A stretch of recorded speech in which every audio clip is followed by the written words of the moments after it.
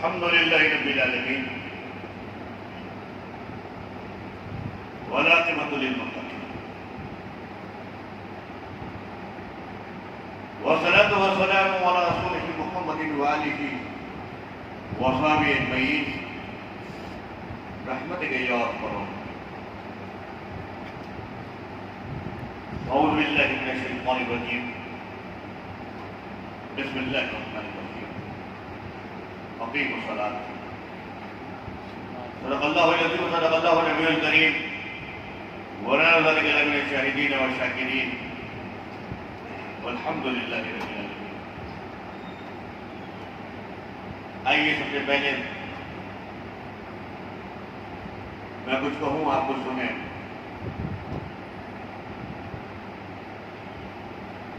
हम सब मिलकर खुशाकाए नेमत साइदारे मदीना रात कलबोसीना इमामुल अंबिया मुस्तफा जाने रहमत इनके सत्य सुफैल हमारी जिंदगी है, सुकून और इत्मीनान है, हमारे पास ईमान है। उनकी बारगाह में बावादे बुलंद दरूद पाक पढ़े। अल्लाहुम्मा सल्लि अला सय्यिदना शफीअना हबीबना मौलाना मुहम्मद बारिक वसल्लम सल्लल्लाहु अलैहि वसल्लम। हाज़िर महफिल, ये अल्लाह तबारक व तआला का शुक्र है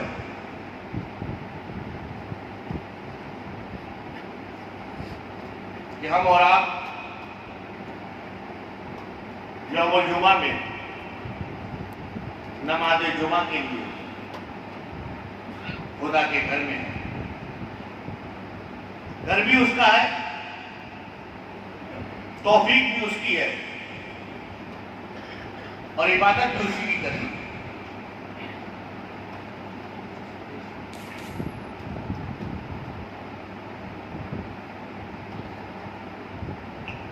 कोई भी आदमी होता है, मजदूर होता है, लेबर होता है,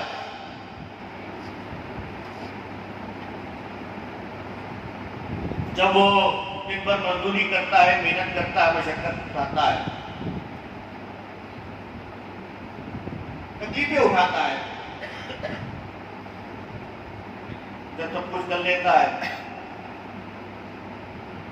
तो जिसका काम करता है वो बाद में उसको मजदूरी भी देता है। कि जैसा काम करने वाला, जैसी मेहनत करने वाला, जितना टैलेंट वाला, जितना तजुर्बेकार, जैसा होता है, जो सेठ होता है उसको उतना देता है। हर आदमी को उसके टैलेंट के हिसाब से, उसकी मेहनत के हिसाब से देने वाला उजरत देता है, उसको उसकी लेबरी मिलती है, मजदूरी मिलती है। हम भी आए हैं अपने घरों को छोड़ के अल्लाह के घर में, और यकीन के साथ कि मौला ये पेशानी किसी और के आगे नहीं झुकती, झुकती है तो तेरे आगे झुकती है। ए अल्लाह, हम इबादत करते हैं तो मौला तेरी इबादत करते हैं। हम यहाँ नमाज अदा करेंगे और इंशाअल्लाह ताला जब इबादत कर लेंगे, सच्चे कर लेंगे, उसका जिक्र कर लेंगे तो फिर अपने दोनों हाथों को उठा के फिर मजदूर अपनी मजदूरी मांगेंगे। तो जैसी हमारी इबादत, फिर मजदूरों को मजदूरी भी वैसी मिल जाएगी। अब एक बात आप और,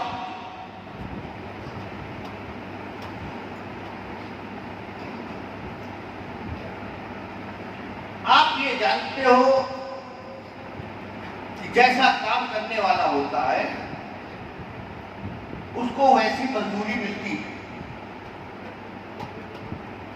मिसाल के तौर पे कोई इंसान 2 घंटा लेबरी कर रहा है तो उसे अगर जब मैंने ताना देना होगा, मजदूरी देनी होगी, तो कितने घंटे की होगी? 2 घंटे। कोई 4 घंटा करना है तो 4 घंटे की होगी। कोई 8 घंटा करता है 8 घंटे की। बहुत से लोग हैं जो बाहर रहते हैं, उन्हें मालूम है ओवर टाइम करना पड़ता है। ओवर टाइम इसलिए होते हैं ताकि ओवर टाइम करेंगे तो फिर ज्यादा सैलरी आएगी। जितनी ज्यादा मेहनत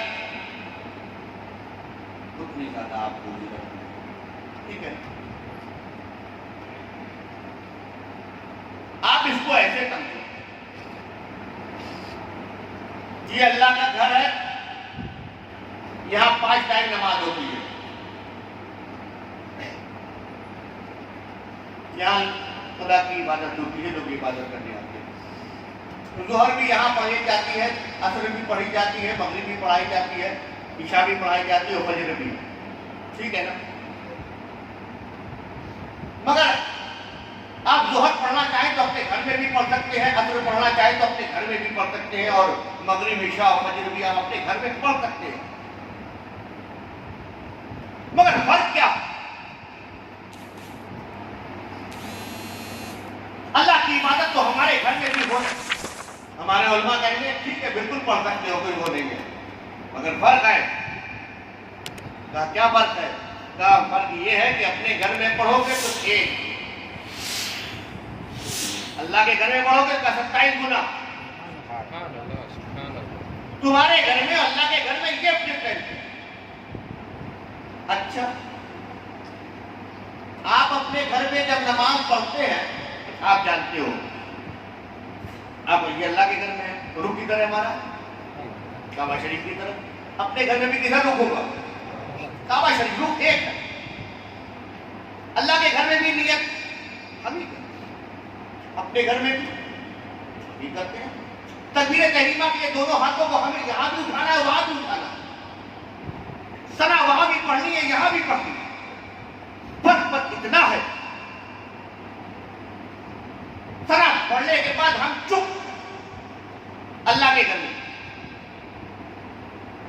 अब एक ही आवाज है जो मुसल्ले पे इमाम है, और जितने भी उसके पीछे पढ़ने वाले हैं वो सब खामोश हैं। अब उसी की आवाज पे रुकू भी होगा, उसी की आवाज पे सजदा भी होगा, वही सूरह फातिहा भी पढ़ेगा, वही सूरत भी मिलाएगा, वही आयतों की तिलावत करेगा। अपने घर में सूरह फातिहा हम पढ़ रहे हैं, अपने घर में सूरत हम मिला रहे हैं, अपने घर में आयतों की तिलावत हम कर रहे हैं। यानी अपने घर में ज्यादा काम है। काबे की तरफ तो रुख करना ही है, नियत तो करनी ही है, दोनों हाथों को उठाना ही है, सना पढ़नी है, मगर उसके बाद सूरह फातिहा भी हम ही को पढ़ना, सूरत भी हम ही को मिलानी है, आयतों की तिलावत हम ही को करनी है अपने घर में। अल्लाह के घर में चुप। जबकि होना तो ये चाहिए था कि जब ज्यादा पढ़े तो ज्यादा सवाब, कम पढ़े तो कम सवाब। मिसाल के तौर पर आप हमारे उलमाए किराम से पूछे कि हजरत कुरान शरीफ पढ़ना कैसा है? सवाब है माशाअल्लाह। अगर हजरत देख के पढ़े तो कहेंगे ज्यादा सवाब है। कहा क्यों? कहा पढ़ने का सवाब, और कुरान खोल के पढ़ रहे तो सीखने का भी सवाब। कहा हजरत अगर उंगली रख के पढ़े तब तो और ज्यादा सवाब, क्योंकि अभी तक तो सिर्फ पढ़ने का सवाब था, देखने का सवाब था, अब छूने का भी सवाब। तो काम बढ़ता गया, सवाब बढ़ता गया। मगर यहाँ ऐसा नहीं है, यहाँ काम कम हो रहा है, सवाब ज्यादा हो रहा है। तो परवरदिगार होना तो ये चाहिए था कि हम अपने घर में जब नमाज पढ़ रहे हैं तो सूरह फातिहा हमने पढ़ी, सूरत की तिलावत हमने की, आयतों की तिलावत हमने की, तो हमको हमारे घर में ज्यादा देता। हम जब यहाँ आ रहे हैं, इमाम के पीछे पढ़ रहे हैं और यहाँ चुप है तो हमें यहाँ कम देता। मगर ऐसा नहीं है,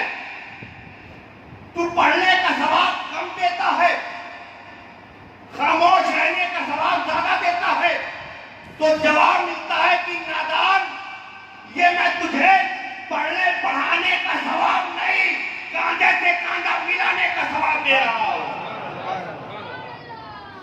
ये मैं तुझे कांधे से कांधा मिलाने का सवाब दे रहा हूं।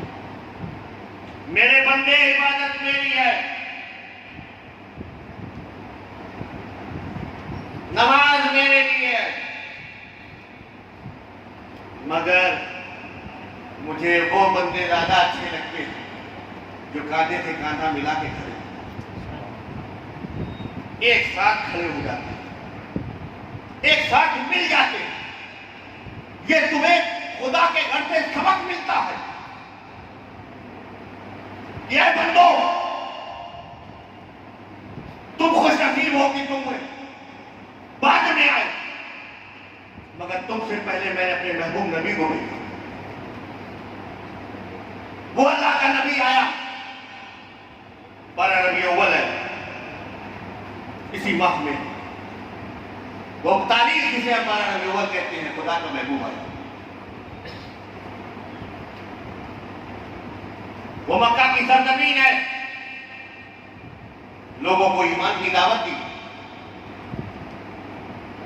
कलमा को बनाया, अल्लाह वाला बनाया, गैरों के आगे झुकने वालों को खुदा के आगे झुकाया, उन्हें बंदा बनाया।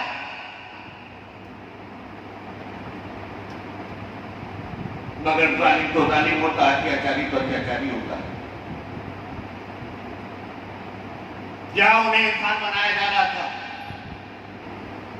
सच्चा पक्का मुसलमान बनाया जा रहा था, वहीं दूसरे लोगों ने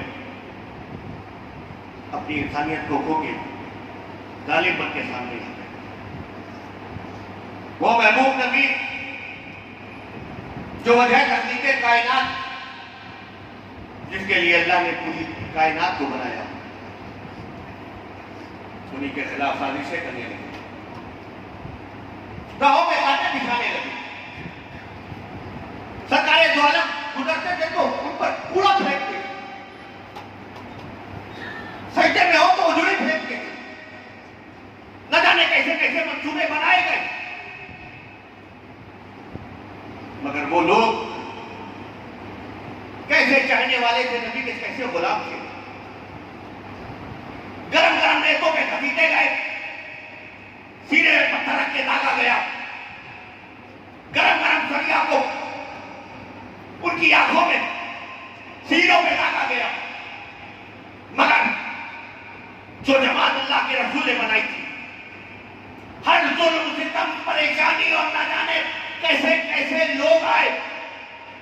किसी को कहा कि अगर तुम उन्हें छोड़ो तो गुलामी से आजाद हो जाओगे, किसी ने कहा गया कि अगर तुम उनको छोड़ते हो तो हमारे साथ कारोबार में सेट हो जाओगे। हर तरह के वादे किए गए, हर तरह की लालच दी गई, मगर वो जमात रसूल पाक की थी, उन्होंने गुलाम रहना तो बर्दाश्त किया, जुल्म की सहना तो बर्दाश्त किया, हर परेशानी और तकलीफों को उठाना तो बर्दाश्त किया, मगर जमात से अलग होना बर्दाश्त नहीं किया। मक्का में रहते रहे हाल ये हुआ कि शहर मक्का को छोड़कर एक दूसरी वादी में रहना पड़ा। पेट पे पत्थर बांधना हुआ तो बांधा, मगर जमात से अलग नहीं। भूखे रहे, तकलीफें उठा रहे हैं, परेशानियां उठा रहे हैं, मगर एक साथ है। इंतहा ये हुई कि वो नबी के चाहने वाले, वो नबी के सच्चे गुलाम, उन्हें अपना शहर छोड़ना पड़ा। वो मक्का जहां वो पैदा हुए, जहां वो रहे, जहां उनका बिजनेस, जहां उनका कारोबार, जहां उनकी जिंदगी गुजरी, चाहते तो वहां अलग अलग हो जाते कि हमने तो कलमा पढ़ लिया, ठीक है, हम नबी के मानने वाले हैं तो ठीक है, मगर वो मदीने जा रहे हैं, कोई बात नहीं, ये उनका प्लान है, उनकी सोच है। हमारे रिश्तेदार यही है, हमारा कारोबार यही है, हमारा फायदा यही है, हमारा बिजनेस यही है। नहीं, हम कारोबार छोड़ना तो बर्दाश्त करेंगे, अपने फायदे तो छोड़ना बर्दाश्त करेंगे, हमें अपने घर भी छोड़ना हो तो बर्दाश्त करेंगे, मगर जमात छोड़ना बर्दाश्त नहीं करेंगे।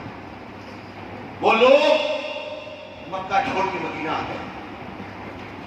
वहां एक और जमात थी जिसे हम अंसार कहते हैं। वो जमात वहां खड़ी इस्तकबाल कर रही है और पुकार पुकार के कह रही है, तलाल बदरू अलैना, तलाल बदरू अलैना, तलाल बदरू अलैना। अल्लाह के नबी तशरीफ लाए, वो खुदा का महबूब है। जब मक्के से मदीना आए, क्या सबक ये रहे, लोगों तुम मदीने वाले हो। ये जो लोग आए हैं ना, ये अपने घरों को छोड़ के, अपने मकानों को छोड़कर आए, अपना शहर छोड़कर आए, ये हिजरत करके आए, मुहाजिर हैं। तुम मदीने वाले हो, तुम अंसार हो, तुम इनकी हेल्प करो, इनकी मदद करो। अब कौन है जो इनको अपने घरों में रखेगा? कौन है जो इन भूखों को खाना खिलाएगा? कौन है जो इन मुसाफिरों को छत देगा? मगर वो लोग जमात वाले थे, उन्होंने जमात कायम की थी। रसूल पाक हर मुहाजिर अंसार मिल गया, आपस में सब भाई भाई हो गए और फिर दीन फैला। बद्र का मैदान आया, तादाद वाले नहीं थे, अक्सरियत नहीं थी, इतने लोग नहीं थे मुसलमान। तारीख के पन्ने खोलो तो मालूम होगा 313 थे, और बद्र के मैदान में खड़े हुए। तो नतीजा क्या है? नतीजा कामयाबी है। वजह क्या है? मुत्तहिद है। उहद का मैदान आया, गैर और तादाद में आए, जंग हुई, उसमें न जाने कितने मुसलमान शहीद हुए, मगर नतीजा कामयाबी है। वजह मुत्तहिद है। जंगे खंदक के औरात खोलो और तारीख इस्लाम को पढ़ो और जंग हुई, नतीजा कामयाबी है, वजह मुत्तहिद है। जब जब मुसलमान मुत्तहिद रहा, में तादाद से मतलब नहीं। हमने कभी अक्सरियत में बात नहीं की है। इस्लाम अक्सरियत की बात करता ही नहीं। इस्लाम बात करता है इत्तेहाद की, इत्तेफाक की। और पूरी तारीख उठा के देख लो, हम आज जिस हालात से गुजर रहे हैं, जिन परेशानियों और तकलीफों से गुजर रहे हैं, हम अपने अपने घरों में रहकर अपनी जिंदगियां बसर कर रहे हैं। और कभी पढ़ना होता है तो हम सलातो सलाम पढ़ लेते हैं, कभी पढ़ना होता है तो नाते पाक पढ़ लेते हैं। अरे अल्लाह की रसूल की बारगाह में नाते पाक पढ़ने वालों, जिस कौम का हाल हमने किया है, ये कभी इसके नाम पर, कभी उसके नाम पर, कभी इसके नाम पे जो झगड़े कर रखे, कभी रसूल पाक की बारगाह में खड़े होकर कभी तो जवाब मिलेगा, ऐ लोगों ये क्या किया तुमने? इस जमात के खातिर मेरे सहाबियों ने तकलीफें और परेशानियां उठाई। इस जमात के खातिर मैंने अपना शहर मक्का छोड़कर मदीना आ गया। इस जमात के खातिर न जाने कितने मेरे साथी शहीद कर दिए गए। अरे इस जमात के खातिर मेरा नवासा करबला के मैदान में आ गया। अली अकबर की जवानी कैदी हुई थी, अली असगर का बचपना छीना गया तो छीना गया। हजरत कासिम की निशानी हजरत हसन को मिटाया गया तो मिटवा दिया। हजरत औलो मोहम्मद शहीद हुए तो हुए, वो नबी का नवासा सजदे में और संगत से जुदा हो गया। जमात को मतलब वो 72 थे, मगर मुत्तहिद थे, आपस में इत्तेहाद इत्तेफाक था। आज हमारी कौम को इसी की जरूरत है।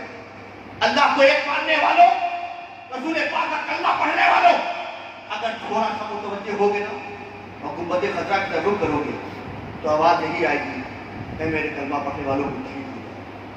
रुसवाइयां तुम्हारे दरवाजे पर आ चुकी है, तकलीफें तुम्हारे घर में दस्तक दे रही है, परेशानियों ने तुम्हें घेर रखा है, न जाने कैसी कैसी मुस्लिम दुश्मन ताकतें खड़ी हो चुकी है और तुम अभी तक सोए हुए हो। अल्लाह के बंदो जागो, जागो, आपस में इत्तेहाद पैदा करो। और सिर्फ इत्तेहाद ये मस्जिद वाला नहीं, मस्जिद तो सबक देता है तुमको, ये तो लेसन देता हो 5 टाइम। फजर में आके इत्तेहाद सीखो, जोहर में आके इत्तेहाद सीखो, असर में आके इत्तेहाद सीखो, मगरिब में आके इत्तेहाद सीखो, इशा में आके इत्तेहाद सीखो। और कैसा इत्तेहाद?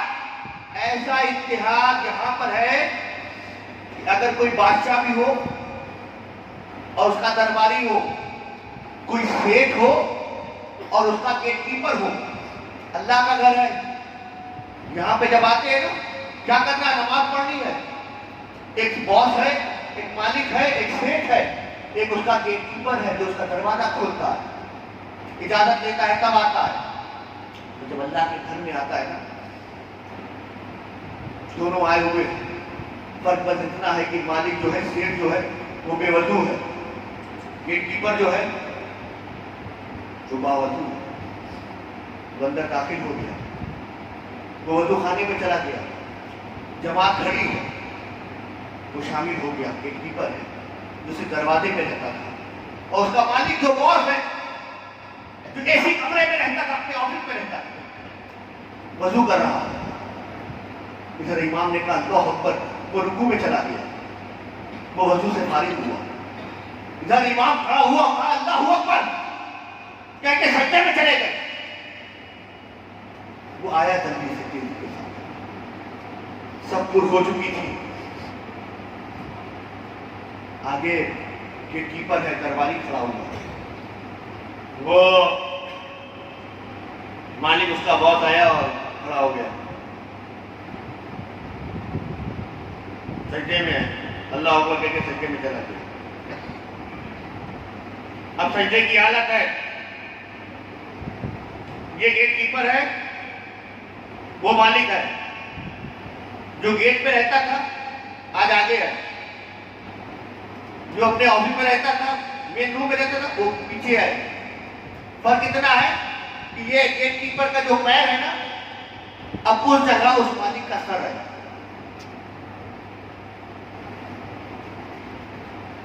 पूरा सिस्टम चेंज।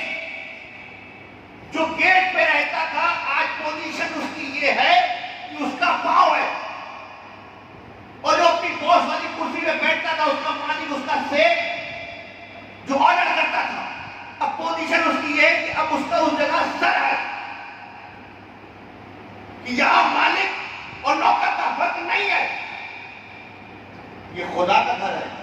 तेरे घर में ऊंच नीच, तेरे घर में अमीर गरीब, तेरे घर में बड़ा छोटा, तेरे घर में मालदार और मुफलिस, मगर खुदा के घर में, अरे खुदा के घर में जब हम आते हैं तो एक ही आवाज आती है कि एक ही सब में खड़े हो गए महमूद और अयाल, ना कोई बंदा रहा ना कोई बंदा नवाज। ये अल्लाह का घर है, यहाँ बड़ा छोटा नहीं, यहाँ दर्ज दिया जाता है जो अल्लाह के नबी ने दर्ज दिया था। ऐ लोगों, ये रंग रूप, ये काला घोड़ा नहीं, सब मोमिन ईमान वाले हैं।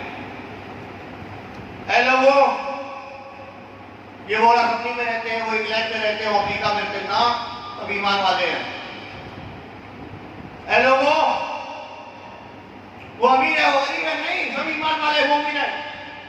हर एक कलमे की बुनियाद पर एक, ईमान की बुनियाद पर एक, मुसलमान होने की बुनियाद पर एक।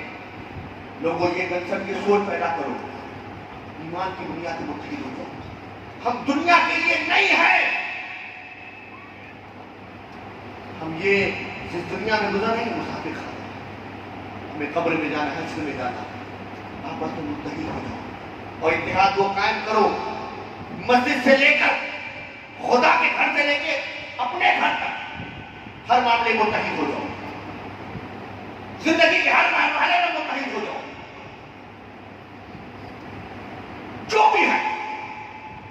जिससे जो मदद हो सकती है आप अपने एक दूसरे के लिए कर सकते हो, करो, मुत्तहिद हो जाओ। एक दूसरे की हेल्प करो, मुत्तहिद हो जाओ।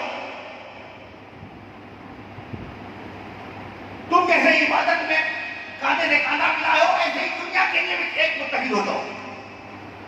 समाजी कामों को मुत्तहिद हो जाओ, जमात के कामों को मुत्तहिद हो जाओ, गांव का कामों को मुत्तहिद हो जाओ, सियासी मैदान हो मुत्तहिद हो जाओ। न जाने कितने आवाजें होंगे, मुत्तहिद हो जाओ। तुम्हारी एक आवाज होगी, इंशाअल्लाह ताला जो रुसवाइयां हमारे घरों से रूठ के गई है वापस आएंगी। आज जो जिंदगी हम गुजर रहे हैं, इंशाअल्लाह वो इज्जत फिर वापस आएगी। तो हमको ये काम करना है। क्या करना है? क्या करना है? मुत्तहिद होना है, मुत्तहिद होना है। और ये माह रबीउल अव्वल है, रसूल पाक की बारगाह में कोई नजराना पेश करना है। ये कि हमने आपसे सारे दिल से गिले शिकवे निकाल दिए, अपने दिलों से जो नफरतें थी मिटा दी, आपस में जो भी दूरियां थी खत्म कर दी। और या रसूल अल्लाह, दीन के नाम पर, ईमान के नाम पर, इस्लाम के नाम पर, मुसलमान के नाम पर हम एक खड़े हो गए और आपकी बारगाह में नजराना पेश कर रहे हैं। मेरे दोस्तों, बुजुर्गों, साथियों, मैं अपनी बात को इस शेर से खत्म करता हूं और इन अशआर को आप बांट लीजिए। अगर मेरे ये अशआर आपके ज़हनों में उतर आए, इंशाअल्लाह हमारा माजी भी इससे जुड़ा हुआ है, हमारा हाल भी इससे जुड़ा हुआ है। और अगर हमने इसको मान लिया और इसे गाढ़ मान ली ना, तो हमारा मुस्तकबिल इससे जुड़ा हुआ है। कहने वाले ने क्या खूब कहा कि अब फकत शोर मचाने से नहीं कुछ होगा, अब फकत शोर मचाने से नहीं कुछ होगा, अब सिर्फ होठों को हिलाने से नहीं कुछ होगा। जिंदगी के लिए बेमौत ही मरते क्यों हो? साहिबे ईमा हो तो शैतान से डरते क्यों हो? खुद को पहचानो कि तुम लोग वफा वाले हो, मुस्तफा वाले हो, मोमिन हो, खुदा वाले हो। अरे कुफ्र दम तोड़ दे टूटी हुई शमशीर के साथ, तुम निकल आओ अगर नारे तकबीर के साथ। अपने इस्लाम की तारीख उलट कर देखो, अपना गुजरा हुआ हर दौर पलट कर देखो। तुम पहाड़ों का जिक्र क्या किया करते थे, तुम दरियाओं का रुख मोड़ दिया करते थे। तुमने खैबर को उखाड़ा था, तुम्हें याद नहीं? तुमने बातिल को पिछाड़ा था, तुम्हें याद नहीं? क्या तुम्हें याद नहीं? जुल्म मिटाने के लिए, अमन और इंसाफ के गुच्छों को खिलाने के लिए फिरते रहते थे शब और रोज बयाबानों में, जिंदगी काट दिया करते थे मैदानों में।